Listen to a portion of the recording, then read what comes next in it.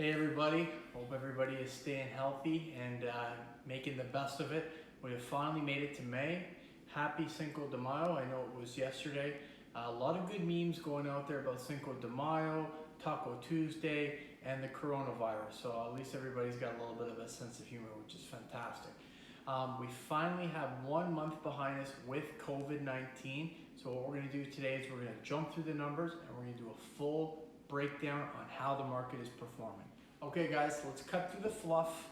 No media outlet, not trying to sell newspapers or anything here. So let's dive into the numbers and see what they all mean. So if we look at the number of sales, now this is what's going to catch headlines because it's the biggest significant change in real estate. Let's take for example, March, 8,000 sales that were happening on the Toronto Real Estate Board. April, just shy of 3,000, 62.9% change. That is alarming. But when we actually break down what's going on, it's not as bad as the news outlets make it seem. Okay, so our active listings are down 1.1% month over month. This is going to have a significant impact on our months of inventory. Months of inventory is the economics of real estate, supply and demand. We're going to take our sales number, we're going to divide it into our active listings, and that's going to produce months of inventory. So we were trending 1.7, 1.2, 1.3 at the end of March, looking like it was going to be a banner year. COVID was introduced about halfway through March. Boom, now our months of inventory has popped up to 3.5. Now in my other videos, I've broken down what months of inventory mean. 5 is a balanced market, okay? Anything over a 5 is going to be a buyer's market. Anything below 5 is a seller's market. Seller's market, prices increase. Buyer's market, they're going down, okay? Supply and demand. When we're looking at these numbers here, obviously there's been a significant change. But when we look at the price points, okay, 840 to start the year in January. 910,000 February, 903. Again, COVID introduced itself about mid-March. 821,000 at the end of April. Significant change. Also, days on market have been impacted as well. Obviously, that slide there, maybe it's clearing some of the dust as far as what's going on, but wasn't painting the most rosy picture. Let's focus on some positives and obviously give you some direction and insight as to what's happening. Sales, we kind of touched on that. Year over year, we're down 67%. But the average price, if we look at what's happened in 2019 in the Toronto Board to 2020, we have 0.2% increase. So what was happening, guys, is based on those first 3 months, the first quarter of 2020, things were going to get out of hand.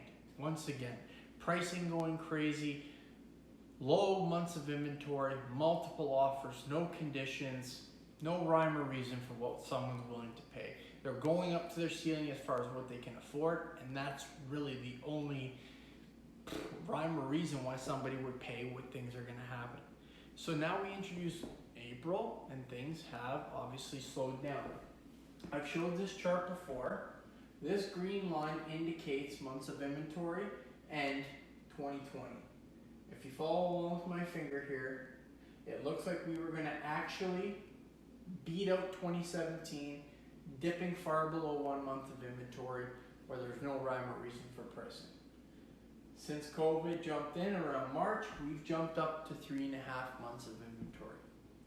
So obviously there's been an impact on price point, but the positives from that standpoint are going to be the market has slowed down. You can now have your offers with a finance condition, a home inspection condition. If you're someone who's looking to trade up, they'll probably entertain a condition of the sale of a purchaser's property. So real estate right now, this is a good time for you guys to be getting into the market, because what we're probably going to see after this month is things moving a little bit quicker. The government's starting to open up its doors, letting some businesses get back to work. That's probably gonna move the needle where we're gonna see this months of inventory probably drop a little bit. But the dust is still gonna settle and prices are not going to shoot up. So for example, if you're somebody looking to get into the market, get yourself pre-approved, now is a good time.